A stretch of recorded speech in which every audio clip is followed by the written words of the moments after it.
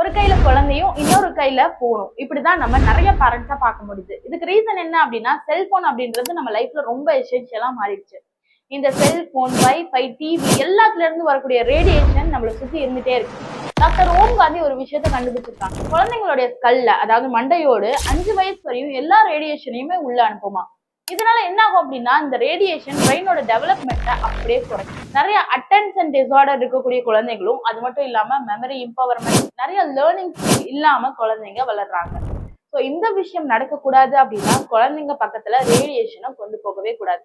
அது மட்டும் இல்லாம குழந்தைகளுக்கு நம்ம நிறைய ஸ்கேன் அண்ட் டெஸ்ட் அதிகமா எடுக்கிறோம். இந்த டெஸ்ட்ல இருக்கக்கூடிய ரேடியேஷன் எந்த அளவு அவங்கள பாதிக்கும் அப்படின்றத தெரிஞ்சுக்கணும். உங்களுடைய குழந்தைங்களை நேச்சுரலா ஹெல்தியா அவங்க எந்த ஒரு டிசீஸோ டிசார்டர் இல்லாம இருக்கணும் அப்படின்னா நேச்சுரோபதியை ஃபாலோ பண்ணுங்க. அண்ட் நேச்சுரோபதி உங்களுக்கு டீட்டெயிலா தெரியணும் அப்படின்னா கீழே இருக்க நம்பரை கான்டாக்ட் பண்ணுங்க.